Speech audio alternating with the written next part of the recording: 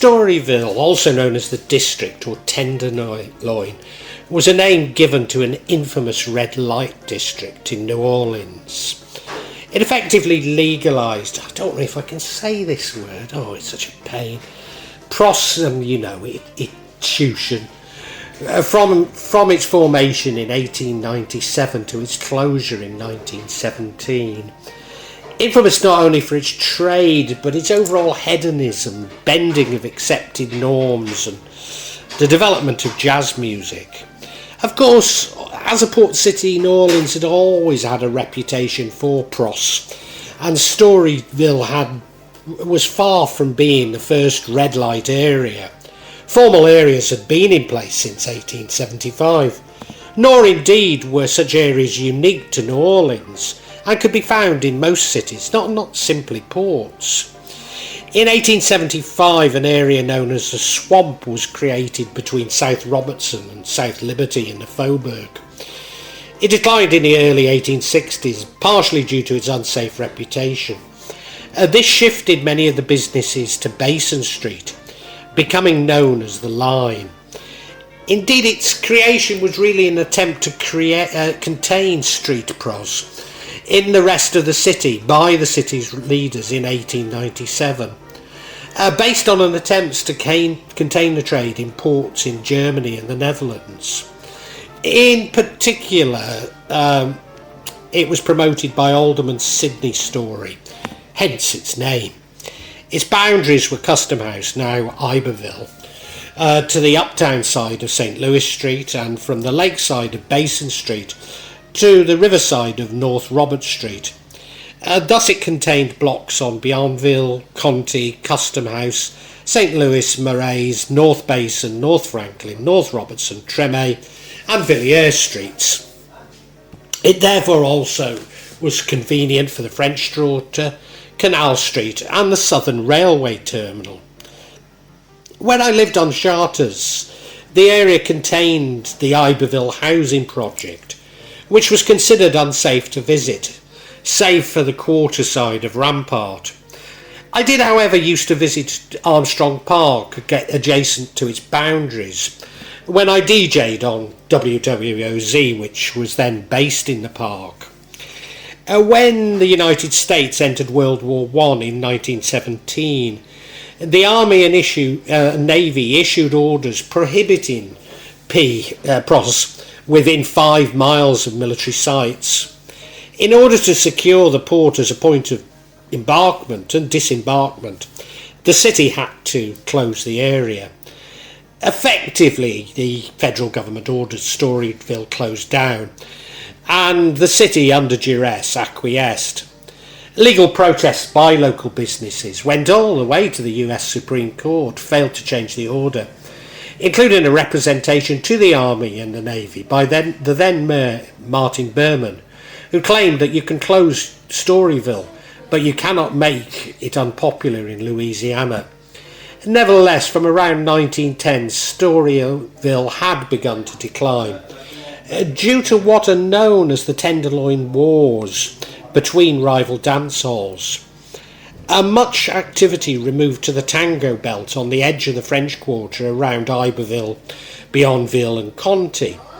Norma Wallace was known as the Last Madam and operated her brothel on 1226 Conti from 1920 through to the 1960s, and it was considered one of the last holdovers from the trade of the 1920s. Amsterdam-style window brothels also appeared on St. Louis and Dauphine. Home to a largely working-class population, which was primarily African American, the neighbourhood contained small wooden houses, a firehouse, a school, a church. These structures coexisted with Wood's cotton press, Lote, a company, lumber factory and a yard near Old Basin Canal, and 2 breweries. Major landmarks flanking the area included St. Louis Cemetery's numbers 1 and 2, the Old Basin Canal, the Spanish Fort, and the Lake Railroad line, which ran from Canal Street down to Basin Street for 2 blocks before turning north. It was very popular during the winter racing season, which drew people from all over the country on the Southern Railroad. Much money was being made by those trading in the district, and the local police taking bribes despite its legality. Maybe surprisingly, the most money was actually being made from liquor sales. The area was advertised in the blue books, not always blue, and indeed there were competitors such as the Red Book, sold at the terminal in bars and barber shops. There were 40 pages and contained the names, race and address of over 700 pros. Emma's Home of all nations, as it's commonly called, is one place of amusement you can't very well afford to miss while in the Tenderloin district. Everything goes here. Fun is the watchword. Some of these were illustrated by the photos of pros taken by the Creole photographer John Ernest Joseph Belloc. He also photographed celebrity patrons such as Babe Ruth, John L. Sullivan and P.T. Barnum, and I will use his photos where available in this vlog, as video footage is obviously not available. They also had adverts by distillers, cigar makers, taxi companies and drug companies, especially for preparations to cure venereal disease. They were published by Billy Struve, the manager of Anderson's Salon, from 1896 to 1917. The Storyville Blue Books were inscribed with the motto, Order of the Garter, Honi soit qui mal y pense, shame on him who thinks evil of it. The Severn Railroad Terminal, along with Tom Anderson's Salon, formed a gateway to the district. As many as 3,000 pros lived and worked in Storyville, particularly after a modification to the ordinance, stating that those working in Storyville also had to live in Storyville. In 1998, the raising of the age of consent from 14 to 16 put further pressure on this small area. Jim Crow laws made interracial, can I say it, S-bleep effectively illegal. Not included in the definition of black were octoroons. Lighter skinned people of African descent, literally 1/8 black, with a strong racial connotations of exploitation during slavery. And nevertheless, despite its racist connotations, the term was somewhat reclaimed in Storyville, almost certainly passing white girls off as octoroons, with octoroons being especially popular with customers seeking to legally engage in interracial S-bleep.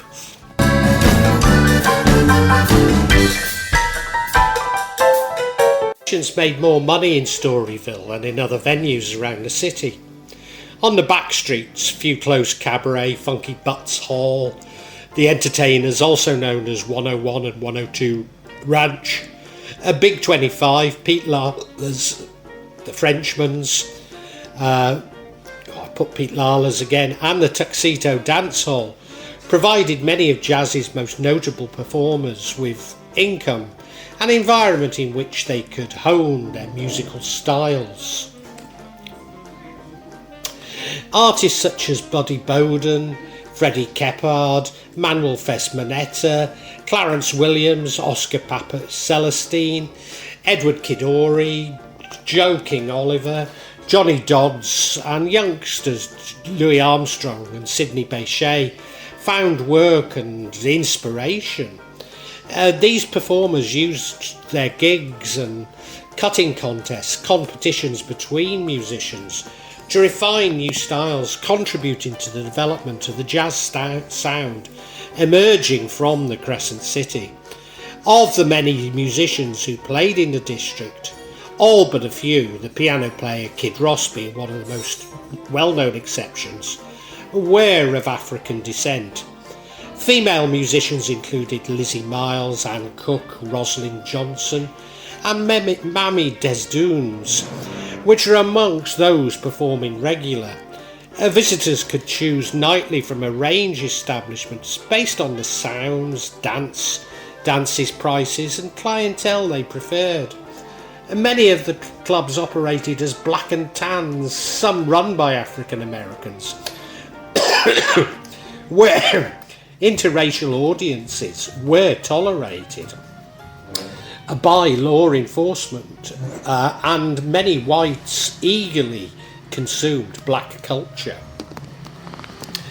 These establishments served as unofficial hangouts for pros and their pimps. The daughter of two trumpet players, Dolly Devereux Adams, began playing gigs at parties with her older brother and uncle when she was just 9 years old. Her 50-year career as a pianist and band leader led to a play with the jazz greats, including Kid Ory, Louis Armstrong and Joe King Oliver. Emma Barnett, 1897 to 1983, was a self-taught pianist, vocalist and band leader who maintained a 25-year gig at Preservation Hall. She made her first recordings for Columbia Records in 1926 and played her last gig in 1983, 10 days before she died. The music performed in Storyville was designed to get people moving on the dance floor. The more traditional steps of quadrille, waltz and polka dominated the early years and high-end establishments. Though many of the most successful bands and musicians also played newer styles to suit the desires of their audiences. The district is therefore considered to be the birthplace of jazz. With the closing of Storyville, the musicians were able to develop their style and evolve within the New Orleans tourism industry.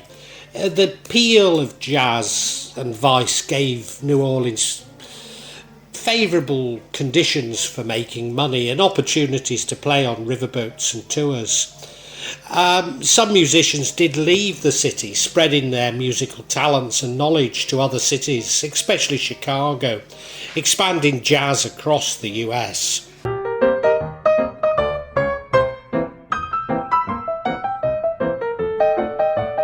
A new generation of progressives and a rising middle class sought to eradicate rather than merely control pros, and segregationists hoped to impose their agenda on one of the last integrated areas in the South.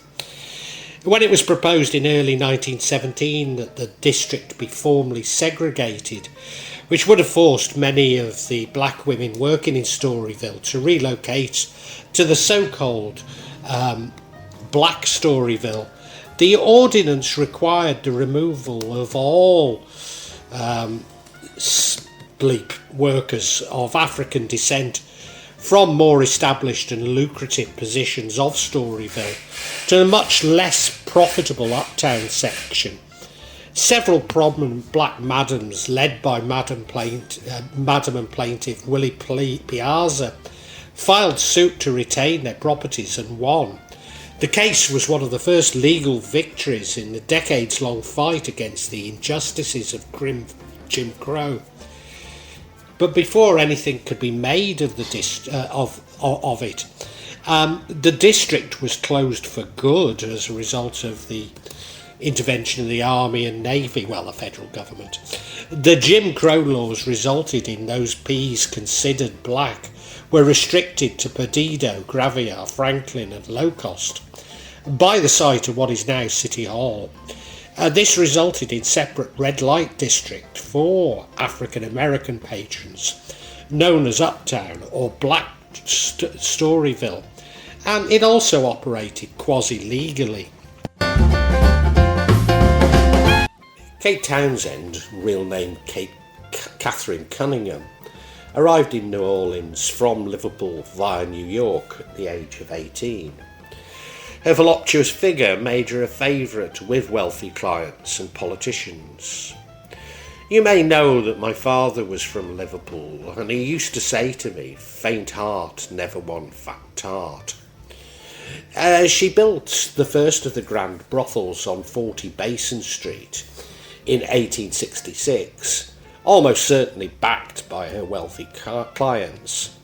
The cost was believed to have been over 100,000. Furnished in gaudy opulence, it gained a reputation for high-class trade. Indeed, I've seen a reference that her girls would cost $100, but I must say I find this rather incredible. Born Mary Ann Dobler in New Orleans, Josie Arlington, 1864 to 1914, escaped poverty to become one of Storyville's most successful madams. She was noted for her fiery temper.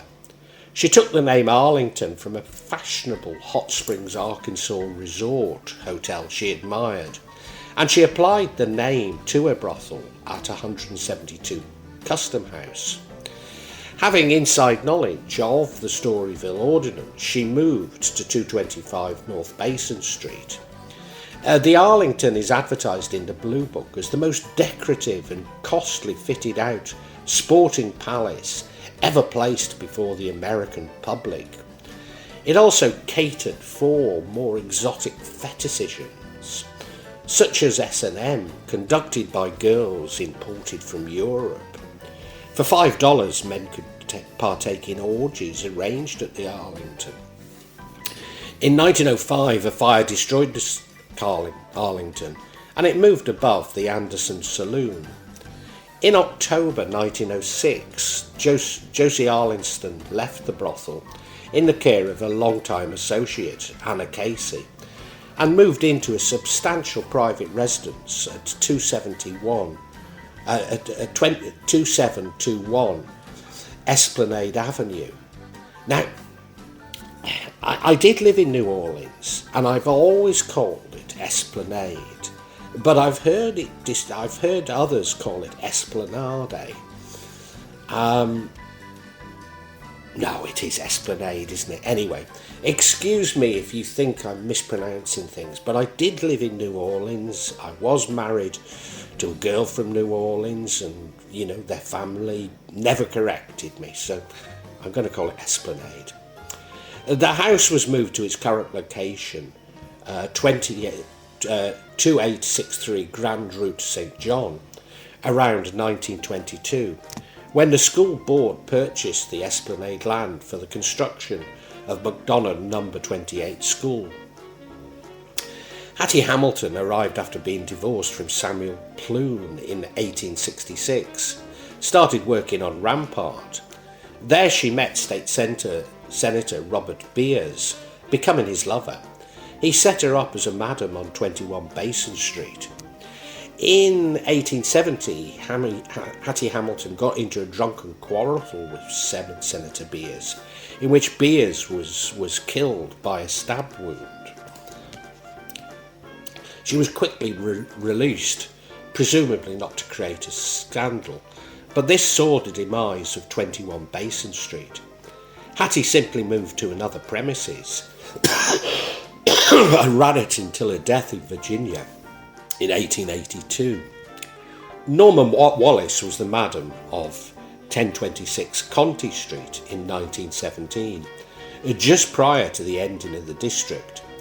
Nevertheless, she continued, but seemed to get tip-offs of raids and always managed to escape with her girls, using a ladder attached to the next bar. After the Depression, she no longer trusted banks and kept her money in the brothel.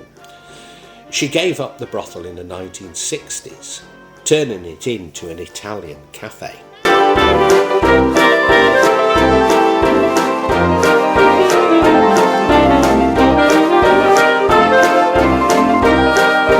Lulu White, 1868 to 1931, was one of Storyville's most notorious madams. She presided one of the most famous brothels, Mahogany Hall, at 235 North Basin, which offered only octoroons. It was in Mahogany Hall in particular where white women were believed to be offered as octoroons, although she refused to be categorised by ethnic origins. She was a woman of colour herself, and known as the Diamond Queen for the diamond she reportedly wore in excess. And White was unmatched in self-promotion. She issued her own souvenir booklets, and her photograph appears in her own guide, New Mahogany Hall and the Red Book. Mahogany Hall employed roughly 40 pros, who reportedly cost £10. Popular women at Mahogany Hall included Victoria Hall, Emma Sears, Clara Miller, Estelle Russell, Sadie Reed and Sadie Levy. Lily White advertised these women as having beautiful figures and a gift from nature, and gained a reputation for having the best women around. Mahogany Hall was originally called the Hall of Mirrors and was built of solid marble with stained glass fan windows over the entrance door. It had 4 floors, 5 different parlours and 15 bedrooms with attached bathrooms. The rooms were furnished with chandeliers, potted ferns and elegant furniture. The house was steam heated and each bathroom was supplied with hot and cold water. The interior rooms of Mahogany Hall filled with ads in blue books and other advertising pamphlets of the period. Jelly Roll Morton used to play at Mahogany Hall. White's nephew, Stephen Williams, immortalised a mansion in his jazz composition, Mahogany Hall Stomp. The glass transom over the entrance to Mahogany Hall, in which Lily White emblazoned in amber glass, was one of the mansion's distinguishing features. Whilst arrested many times, she only served in jail after a violation in 1918 of the Draft Act, which prohibited pros near army or navy bases. On release, she resumed her trade, eventually dying on the 20th of August 1913. Willie Piazza, aka the Countess, who you may remember was the one that challenged the closure of the area and its segregation, was an octoroon madam born in 1865 in Jackson. Like Lulu White, she promoted interracial spleep, earning enough money to buy a lavish brothel on 317 North Basin Street. Busting the stereotype of the submissive octoroons, her ladies were encouraged to be domineering. Many earned between $1,000 and $2,000 per annum. Willie continued to live on Basin Street after the demise of the trade. She died on the 2nd of November 1932, leaving a substantial estate. The blues, later gospel singer Ann Cook, was born in Louisiana in the early 1900s. After a brief period working as a prostitute, I've said it, she established herself at Willie's Piazza's brothel as a singer, where she also lived, moving into the French Quarter bars after the demise of Storyville. She died on the 29th of September 1962. Away from Basin Street, the district contained numerous cribs. These were crude 1 or 2 room structures or larger buildings partitioned into smaller spaces, where women worked in shifts, often under terrible conditions.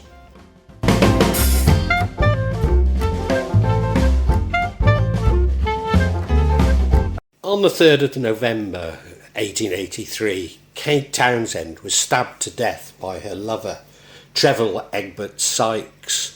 Despite stabbing her 11 times, he was acquitted in self-defence.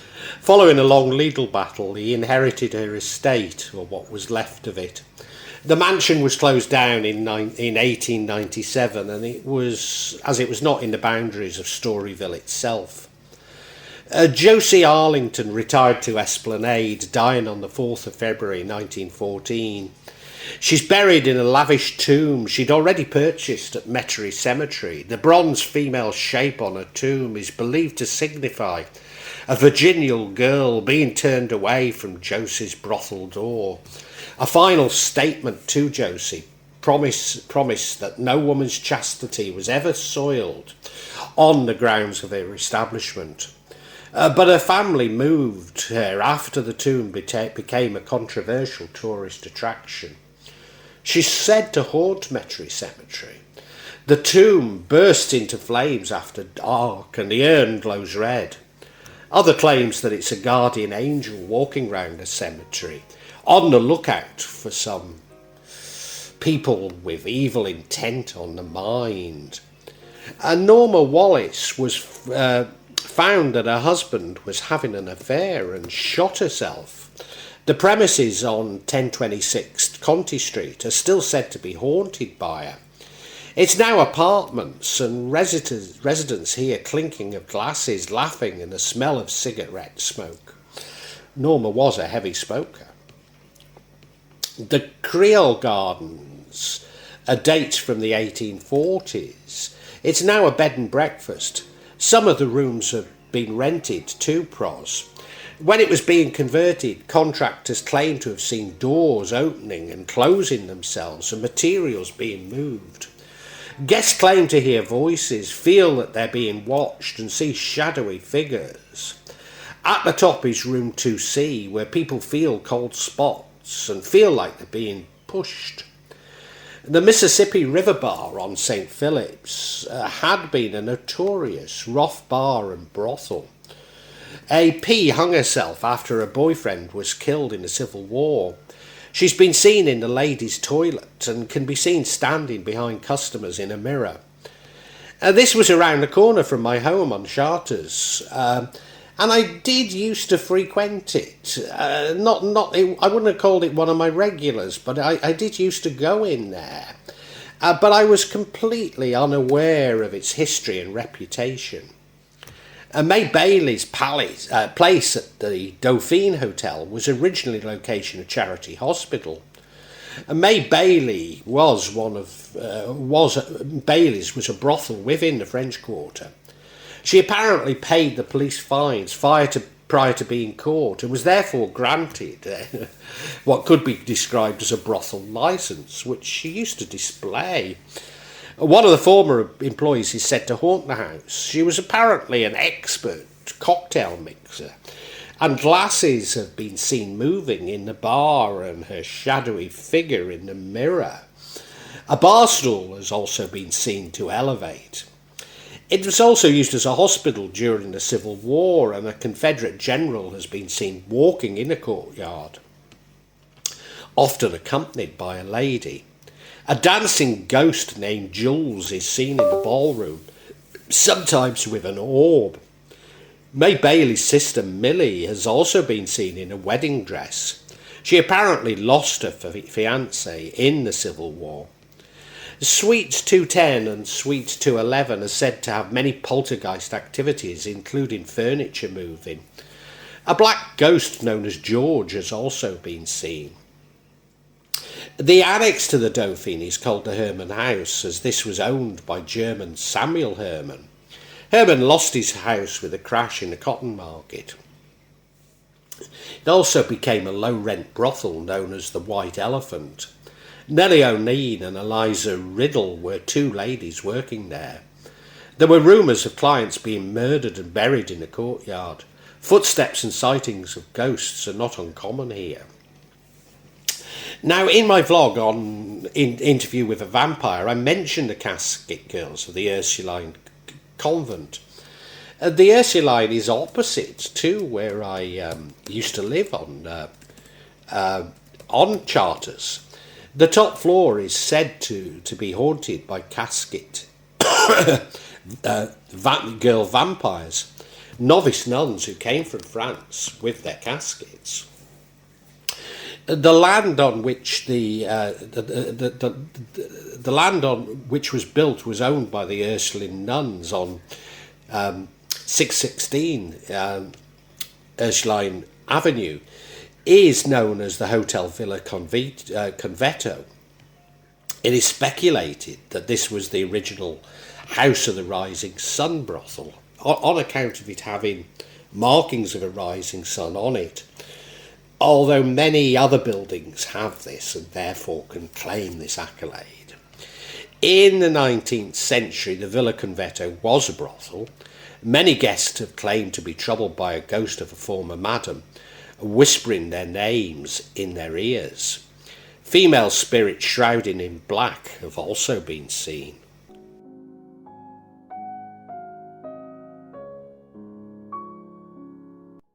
All you old-time queens from New Orleans who lived in Storyville. You sang the blues, tried to amuse, and here's how they pay the bill. The law step in and call it sin to have a little fun. The police car had made a stop and Storyville is done. Just say farewell now and get your last one thrill. Your one last thrill. Just say farewell now. Farewell to Storyville. And that's from Billie Holiday and Louis Armstrong's Farewell to Storyville.